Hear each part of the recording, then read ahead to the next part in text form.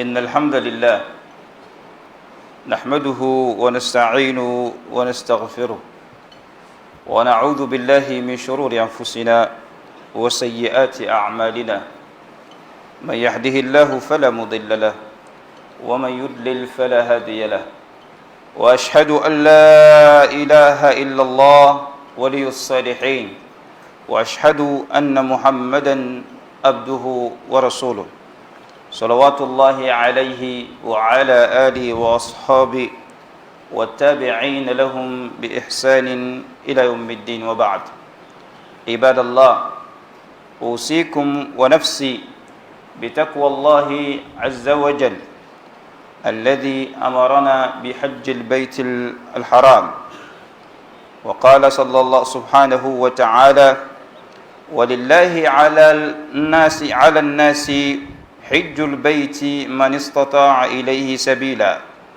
ومن كفر فإن الله غني عن العالمين وقال صلى الله عليه وسلم كما في الحديث الذي أخرجه مسلم في صحيحين أيها الناس قد فرض الله عليكم الحج فحجوا وأخرج الإسماعيل في مسند الفاروق بإسناد صحيح عن عمر رضي الله عنه قال من أطاق الحج ولم يحج فسواء عليه يهوديا مات أو نصرانيا. Alhamdulillah, chers frères et sœurs en islam, nous rendons grâce à Allah Tabarak wa Ta'ala, le Seigneur des circonstances, le Créateur des cieux et de la terre, celui qui nous a créé. Il a créé la vie présente, il a créé la vie future. Nous attestons qu'il n'y a de Dieu digne d'adoration autre que lui, subhanahu wa ta'ala. Nous attestons que Muhammad sallallahu alayhi wa sallam est son esclave et son messager. Nous demandons à Allah tabarak wa ta'ala de répandre sa miséricorde sur le prophète Muhammad sallallahu alayhi wa sallam, sur sa famille, sur ses compagnons et sur toute personne qui les suivra en bien jusqu'au jour de la résurrection. Chers frères et sœurs en islam, je vous recommande ainsi qu'à ma modeste personne la crainte d'Allah tabarak wa ta'ala, la crainte d'Allah qui est la meilleure des provisions pour le musulman, la meilleure des provisions pour les croyants, et ce que chacun d'entre nous devons chercher, car c'est le but ultime de notre création. Chacun d'entre nous est invité à quitter ce bas monde-là. Nous allons être interrogés par le Créateur des cieux et de la terre par rapport à l'objectif de notre création.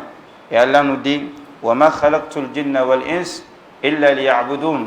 Je n'ai créé les hommes et les djinns que pour qu'ils m'adorent. Donc l'objectif de notre création, c'est l'adoration d'Allah Tabarak wa Ta'ala dans tous les aspects de notre vie. Les aspects verticaux en lien avec notre Seigneur, les aspects horizontaux en lien avec nous, notre environnement et la société. Pour cela, notre Seigneur a envoyé les messagers à l'humanité tout entière à chaque fois que l'humanité commençait à adorer une autre créature en dehors du Créateur. Allah envoie des messagers. Il a envoyé à l'humanité 313 messagers. Et 313 messagers, Allah les a envoyés à l'humanité tout entière pour les inviter à suivre le chemin droit. Et le dernier des messagers, qui est le prophète Muhammad sallallahu alayhi wa sallam, et le meilleur des messagers, est venu à notre communauté qui fut la meilleure des communautés pour nous inviter à suivre le monothéisme pur, pour nous inviter à adorer un Seigneur omniscient, omnipotent, qui n'a point été enfanté, subhanahu wa ta'ala. Il nous a invités vers une belle religion qu'est l'islam, la religion qui a été donnée à Adam alayhi salam, notre père, et qui a été donnée à l'ensemble des messagers, et qui ne veut dire tout simplement autre chose que la soumission à un Seigneur omniscient, omnipotent, unique créateur, qui n'a pas d'associé dans les cieux et sur la terre, et qui n'a point été enfanté. Cette religion, notre prophète nous l'a enseignée, sallallahu alayhi wa sallam, et nous l'a fait comprendre que notre religion a 5 piliers. Et parmi les piliers de cette belle religion, il y a le pèlerinage à la Mecque. Le pèlerinage à la Mecque est une recommandation d'Allah Tabarak wa Ta'ala dans le Coran. C'est une obligation pour le musulman, pour le croyant, qui est en possession, n'est-ce pas, des capacités pour pouvoir effectuer le pèlerinage, d'aller faire le pèlerinage à la Mecque. À la Mecque, cette grande maison d'Allah Tabarak wa Ta'ala, cette maison symbolique qu'Allah nous a raconté dans le Coran, Allah nous dit Inna awwala baytin wudi'a lin-nas lalladhi bi Bakkata mubaraka. La toute première maison que j'ai bâtie sur la terre pour les êtres humains, c'est la maison de la Mecque. Donc les soubassements de la maison de la Mecque ont été initiés par Allah lui-même, subhanahu, depuis la création de la terre. Et Allah nous donne donc l'information de cela avant même que Allah ordonne au prophète Ibrahim alayhi salam, lorsque Allah a dit à son prophète Ibrahim, lorsque ses deux épouses ne s'entendaient pas, son épouse Sarata et son épouse Hajara, Allah dit à Ibrahim, amène ton épouse Hajara avec son fils Ismaïl dans une vallée, et Ibrahim les a amenés dans cette vallée-là qui est actuellement la Mecque. Ibrahim les a laissés là-bas, conformément à la volonté d'Allah Tabarak wa Ta'ala. Il a imploré Allah pour sa famille, et c'est de cela qu'Allah a fait sortir le miracle. Le miracle d'un lieu qui sera symbolique, d'un lieu vers lequel l'humanité tout entière se dirigera. Les êtres humains se dirigeront de tous les pays, n'est-ce pas, de toutes les origines, différentes de races, ils viendront vers cet endroit-là. Et c'est là que Ibrahim alayhi salam a abandonné sa famille Hajara et Ismaïl. Hajara et Ismaïl étaient là. Hajara était là avec son enfant, un bébé. Et lorsqu'ils ont fini, lorsque leur nourriture a fini, elle n'avait plus quelque chose à donner à l'enfant.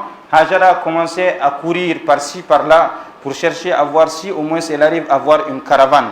Elle montait sur une colline, ensuite elle descendait, elle partait sur l'autre colline. C'est ce qu'on appelle Safa wal Marwa. Elle partait sur Safa, ensuite elle revenait pour aller sur Marwa, ensuite elle revenait, elle a fait ce tour-là jusqu'à 7 reprises. Et pendant qu'elle était en train de faire cela, et à sa grande surprise, elle voit de l'eau qui est en train de jaillir sous les pieds d'Ismaïl qu'elle avait déposé quelque part plus bas. Elle a vu l'eau qui est en train de jaillir sous les pieds d'Ismaïl. Elle est venue à cette eau, elle a commencé à rassembler cette eau. Elle a dit à l'eau de se rassembler. Zamzam, Zamzam, ça veut dire rassemble-toi, rassemble-toi, ne t'éparpille pas, ne sois pas une eau qui s'éparpille. Elle a cru que si elle ne faisait pas ça, l'eau, elle allait perdre l'eau qu'Allah a fait ressortir au pied de son fils Ismaïl. Et le prophète dit alayhi salatu wassalam, n'eût été qu'elle a fait cela, je jure par Allah que l'eau qui était en train de sortir allait être un fleuve qui allait parcourir toute la planète Terre.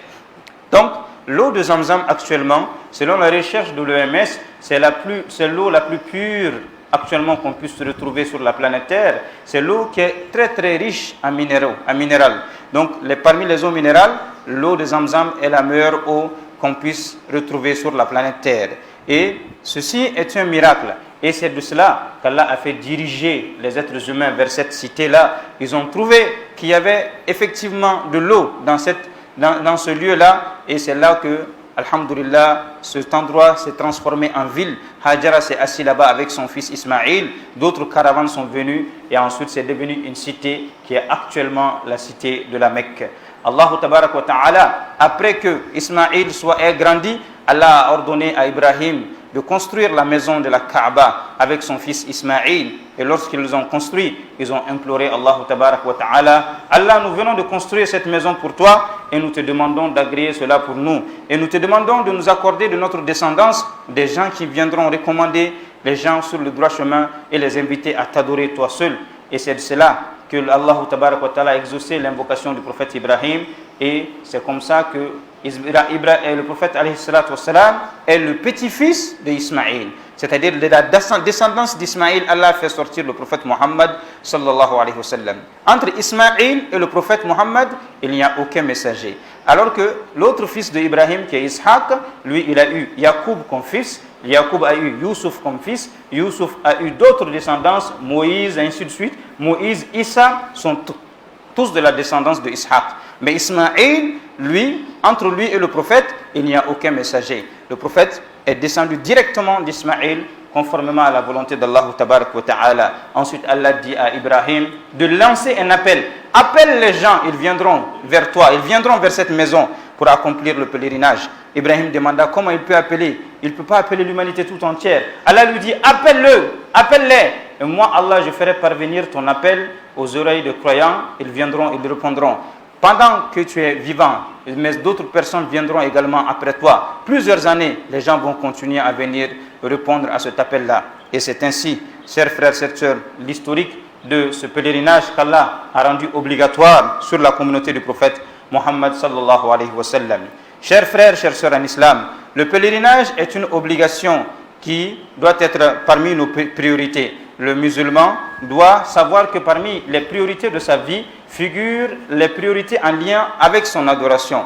Limania John, ika fem min kanga boyen ibulo kosobe o ika dusu konasiri ka dine o ko de kanga boyen ibulo o ko priorité de kanga boyen ibulo ka teme ika fem bela jelenka o kora jumain na kera kambe wari fara nyagon kan. Si nous faisons des économies pour pouvoir parvenir à régler des projets, le musulman doit prendre comme premier projet de pouvoir effectuer le pèlerinage à la Mecque. Comme nous l'avons vu dans des pays voisins, où vous allez trouver un enseignant qui ne gagne pas beaucoup, mais qui est en train d'épargner. Pourquoi? Uniquement pour pouvoir accomplir le pèlerinage à la Mecque.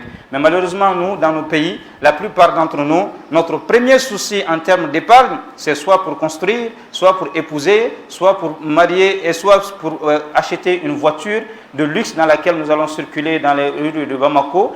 Et rares sont parmi nous ceux qui réfléchissent à épargner pour pouvoir avoir le pèlerinage. Non, nous n'épargnons pas. Nous attendons un bon jour où nous devenons des millionnaires pour rassembler le million pour aller partir au pèlerinage. Ça veut dire que nous n'avons pas mis le pèlerinage parmi nos priorités. Et le musulman doit mettre le pèlerinage parmi ses priorités. Pourquoi? Parce que si une personne qui a pu avoir les moyens, 20 millions, 10 millions, 30 millions pour acheter une parcelle, construire la parcelle, le jour de la résurrection, cette personne ne peut avancer aux yeux d'Allah Ta'ala aucun argument montrant qu'il n'avait pas les moyens pour accomplir le pèlerinage. Donc, chers frères, chères sœurs, méditons sérieusement par rapport à cette question de pèlerinage. Ne considérons pas le pèlerinage comme quelque chose qui est impossible, n'est-ce pas? Non, mettons-le parmi nos projets prioritaires et préparons-nous pour pouvoir l'organiser comme il le faut. Le pèlerinage doit donc être parmi nos priorités.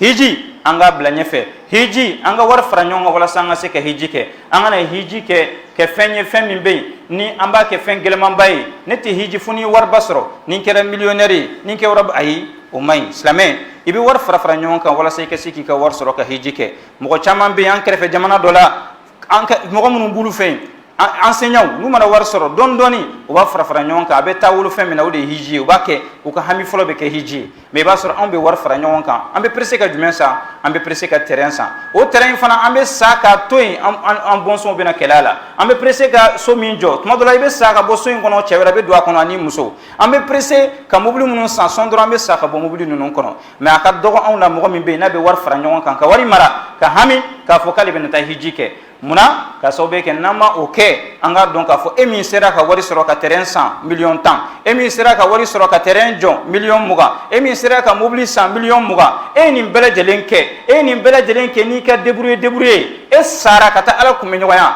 argumenté ebulu ka fo ala e ko setunte e kata hijila hiji 600 da règle 4 millions et quelques mais yano che e ka capacité to me chogodi o kama ambalma anga don fem bela jelen abe adama den ka priorité de bolo nima ala bla ika priorité la ala fanati bla ka priorité la nima ala bla ika centre d'intérêt la ala ti bla ka centre d'intérêt la ibe bolidien non fait ibe dien soro geleala wa ala bi sama ka bo akono ite dien soro wa ibe ta ala fanaka dimi soro yin o ka jugun ka tema bela jelen kan o kama anga hijike wati mimbe ni akakan o ko fe nambe hijike fana anga na hiji to anshi kama anyaye machamambe ube hiji to wafo mbembala hiji mbemfala hiji. Beaucoup de personnes parmi nous pensent dans ce sens dans notre pays. Beaucoup de personnes pensent qu'il faudrait d'abord envoyer son père pour le pèlerinage, envoyer sa maman pour le pèlerinage, et lui-même il trouve qu'il est suffisamment jeune, il a du temps, il reste beaucoup à vivre, mais il pense qu'il vaut mieux pour lui d'envoyer son père et sa mère. Nous le disons tout simplement que ceci n'est pas conforme à ce que l'islam nous enseigne. Le pèlerinage est une obligation individuelle qu'on appelle en arabe fardu ayn. Fardu ayn, c'est une obligation individuelle que nul ne peut faire tout de suite à la place de l'autre sans argument valable.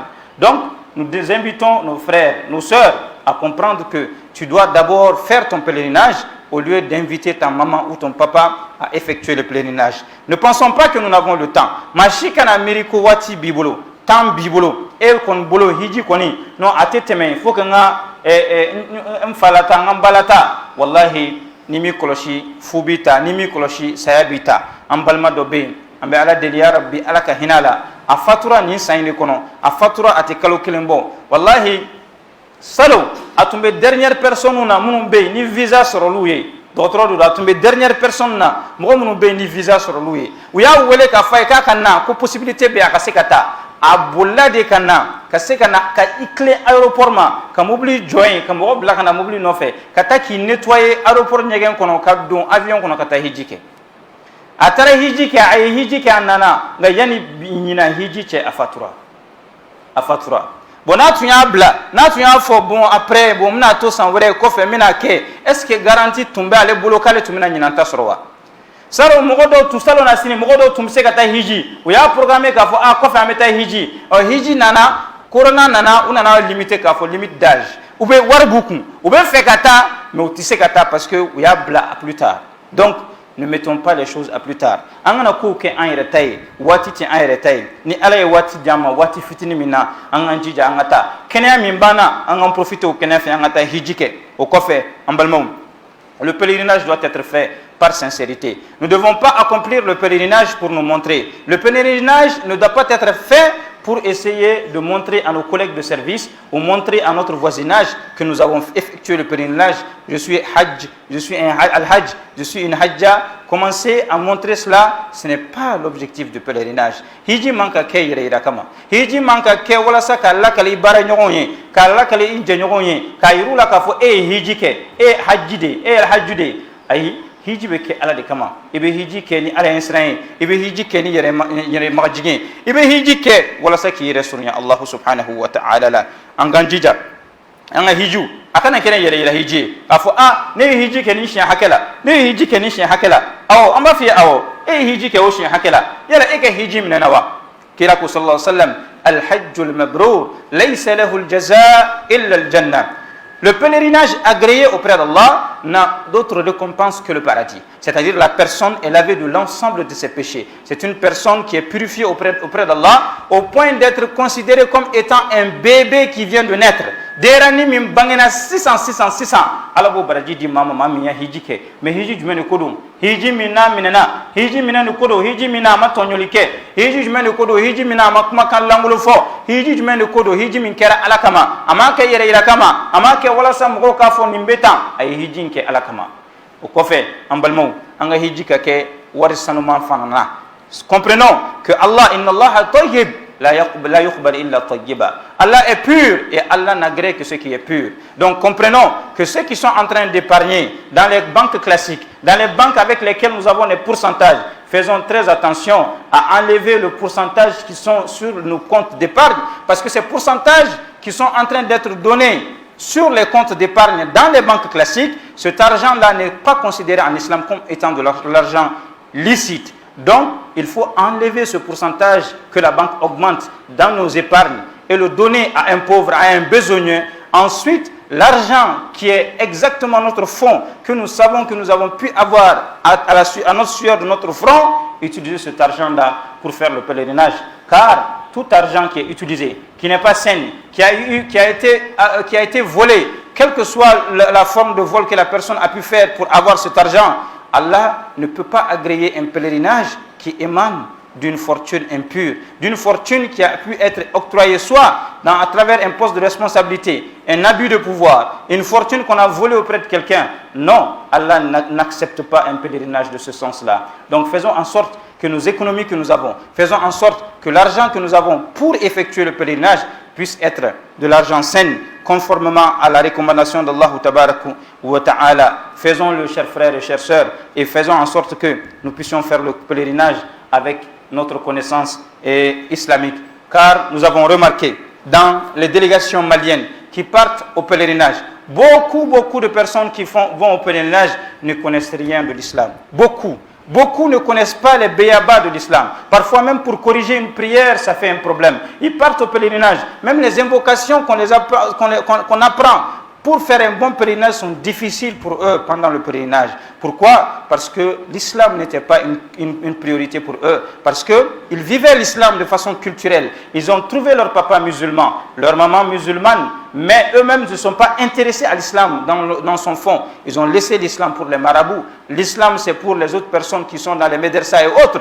Mais ils sont des professeurs, ils ont des gros grades, ils sont considérés parfois comme des grands intellectuels, mais malheureusement, ils n'ont pas le béaba de leur religion. Et les voici qui arrivent au pèlerinage à la Mecque, n'ayant pas les béaba pour pouvoir adorer Allah convenablement, alors qu'il doit adorer Allah conformément à la volonté d'Allah. Je vous en prie, si nous sommes dans nos examens mondains, si nous sommes en train de faire nos évaluations mondaines et que nous voulons la qualité, n'est-ce pas? Est-ce que nous voudrons que notre Seigneur puisse recevoir une adoration qui n'est pas de qualité?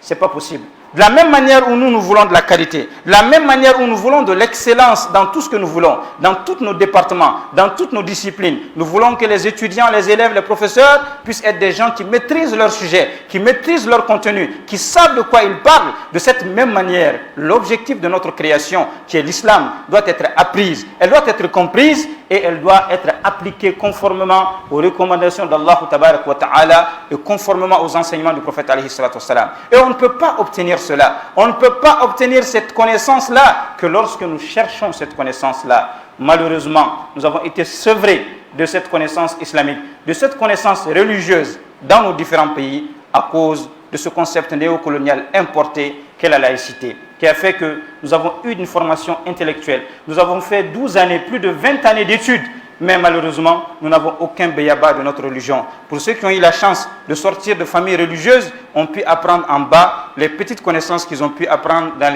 les vestibules. Pour d'autres qui se sont intéressés, grâce aux différents centres qui sont en train d'être créés à Bamako, à travers, ils vont s'inscrire dans les cours d'apprentissage à lire le Coran pour apprendre en 3 mois, vous imaginez, en 3 mois, ils arrivent à être capables de pouvoir lire le Coran, alors qu'ils ont passé plus de 20 années sans pour autant avoir le minimum de connaissances. Et que va devenir ceux qui n'ont pas eu cette chance-là et qui sont morts dans l'ignorance totale de leur religion?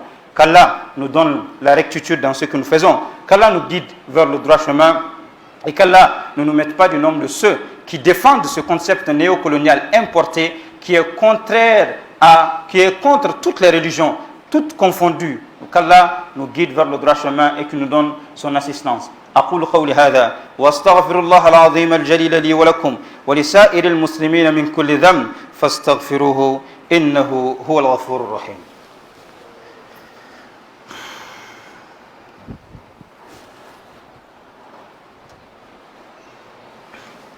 الحمد لله والصلاة والسلام على أشرف الأنبياء والمرسلين وعلى آله وأصحابه والتابعين لهم بإحسان إلى يوم الدين. Chers frères et sœurs en islam, chers professeurs, chers membres du corps administratif des différentes facultés, beaucoup de personnes peut-être parmi vous ne savent pas l'historique de cette mosquée. Mais je sais également que beaucoup d'entre vous également sont suffisamment informés par rapport à l'historique de cette mosquée. Cette mosquée était une esplanade de repos dans laquelle les étudiants venaient se reposer. Les étudiants de la Liema ont décidé de mettre des nattes pour commencer à prier dans cette mosquée. Par la grâce d'Allah Tabarak wa Ta'ala, ils étaient en train d'utiliser l'esplanade comme lieu de prière, sans une autorisation officielle. Et c'est là qu'ils ont réfléchi, ils se sont dit, est-ce qu'on ne va pas essayer d'entourer, de clôturer ce lieu-là? On fait des dossiers qu'on a déposés ici dans l'administration, déposés au niveau du ministère, uniquement pour peut-être avoir la permission. Mais malheureusement, on n'a pas pu avoir une permission officielle, mais on a pu avoir une permission officieuse à travers la bonne volonté d'une personne dont on taira le nom, qui nous dit, construisez. Néanmoins, je ne peux pas vous donner la permission officielle, mais construisez. Quand il y aura un problème, on va essayer de vous appuyer. Vous imaginez, dans un pays islamique, dans un pays où il y a la majeure partie des musulmans, il faut des gymnastiques pour pouvoir avoir un espace de prière. Et nous, au niveau de la Liema, nous avons remarqué que toutes les démarches que nous entreprenons, au niveau des universités, au niveau des écoles, pour pouvoir avoir un lieu de prière, si jamais on part dire à l'administration que c'est une mosquée, d'avance, ça échoue, on ne peut pas bénéficier. Parce qu'on va nous dire que l'école est laïque. Si on nous donne des espaces de prière que les chrétiens aussi vont faire la demande. On nous dit que l'école est laïque, donc on est obligé de faire des gymnastiques pour aller présenter en disant non, ce n'est pas espace de... On dit tout simplement lieu de prière. Ce n'est pas mosquée, lieu de prière. Donc il faut faire des gymnastiques pour avoir ce lieu de prière. Et après, vous voyez le bâtiment qui a été construit par la grâce d'Allah, grâce à la contribution des fidèles. Les petit à petit que les fidèles donnent, nous avons pris l'audace de construire la mosquée sans pour autant avoir une permission. Et vous le savez également que beaucoup de choses, beaucoup de tentatives sont en cours pour nous demander également de sortir de cette faculté. Parce que beaucoup de personnes trouvent que dans le plan initial de l'université n'est pas prévu la mosquée. La mosquée n'est pas prévue, pourquoi? Parce que c'est considéré comme étant laïque. L'université est considérée comme étant laïque. Donc l'espace dans lequel nous sommes, notre mosquée est un espace qui n'est pas prévu comme pouvant servir d'une mosquée. Donc certains sont allés jusqu'à nous proposer qu'ils vont nous chercher un espace en dehors de l'université pour aller prier là-bas. Inna lillahi wa inna ilayhi raji'un. Chers frères, chères sœurs en islam, et voici beaucoup de personnes encore qui s'élèvent et qui défendent le concept de la laïcité. Et toute personne qui fait cette lutte contre nous, la personne s'adosse au concept de la laïcité. Et trouve que c'est à cause de la laïcité que nous n'avons pas notre légitimité d'exister comme ça dans cette faculté. Et les toilettes que vous voyez, nous avons fait beaucoup de gymnastique pour avoir les toilettes qui sont à côté. Et seul Dieu sait les difficultés que nous avons traversées pour pouvoir les avoir et pouvoir les construire. Et comme je vous le dis, très certainement, ce concept de la laïcité est utilisé par beaucoup de personnes mal intentionnées dans nos universités, dans nos écoles publiques, pour interdire les lieux de prière aux musulmans. Donc, chers frères, chères sœurs, vous qui êtes en train d'aller voter pour ce référendum-là, réfléchissez 2 fois avant, n'est-ce pas, de choisir, car il s'agit d'une responsabilité historique devant Allah Tabarak wa Ta'ala. Nous n'avons pas demandé un État islamique, nous le voulons. Nous n'avons pas demandé que le pays marche sur la charia, mais nous le voulons. Mais tout ce que nous avons demandé, c'est qu'on enlève ce concept de la laïcité et introduire la liberté de culte. Et la liberté de culte peut être bien garantie par l'État sans ce concept néocolonial. En Turquie, la Turquie est un pays laïque. Mais pourquoi la Turquie arrive à s'en sortir? Parce que la laïcité telle qu'elle est définie en Turquie, elle n'est pas en langue française. Elle est écrite dans la langue turque. Elle est définie comme étant la liberté de culte et de croyance. À l'université turque, vous avez des formations en islam. Des juristes sortent, étant des musulmans, ont des doctorats sur des sciences islamiques. Ils sortent, ils servent l'État, le gouvernement, les finances.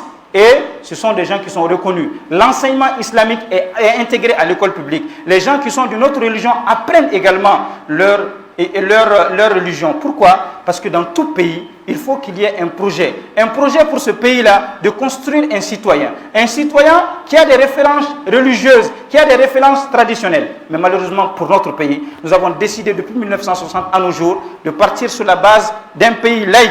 Nous formons des intellectuels qui n'ont aucune formation sur le plan religieux. Ils sont musulmans, ils ne connaissent rien de l'islam. Ils sont peut-être chrétiens, ils ne connaissent rien du christianisme. Ils sortent tous étant intellectuels. Parfois, on les apprend, même au secondaire, que Dieu n'existe pas. On met en exergue ces philosophies des Lumières pour montrer que c'est cette mentalité critique qu'il faut avoir. Ce qui fait que nous avons un citoyen, un produit, un responsable qui est dépourvu de toute religiosité, contraire parfois, qui lutte même contre la religion, contre sa propre religion sans le savoir. Tu lui demandes, il va te dire tout simplement que nous sommes dans un pays laïque. Nous disons non à ce concept néocolonial importé. Nous disons oui à la liberté de culte et de croyance, permettant à chaque citoyen de pouvoir connaître sa religion, qui est sa partie métaphysique, mais également connaître sa science qui puisse être utile dans cette vie de ce bas monde-là. Et c'est seulement au Mali, peut-être probablement, que vous allez retrouver qu'il y a 2 DF, il y a 2 bacs, les arabophones sont laissés pour compte. Tu fais le DEF arabe, on dit que ce n'est pas valide, il faut que tu fasses le DEF classique. Tu fais le bac arabe, on te dit que ce n'est pas valide, il faut que tu fasses le bac classique. Chers frères, chères sœurs, voyons cette injustice qui est en train de se faire au nom de ce concept néocolonial importé. Et réfléchissons à 2 fois avant d'aller voter pour cette constitution qui nous engage historiquement. Car peut-être une nouvelle constitution pourrait nous trouver sous la terre. Et Allah nous dit dans le Coran, « Tilka ummatun khalqadat, laha ma kasabat, wa lakum ma kasabtum, wa la tus'aluna amma kanu ya'malun » Ceux qui ont vu le temps passé seront interrogés sur ce qu'ils ont vu en leur présence.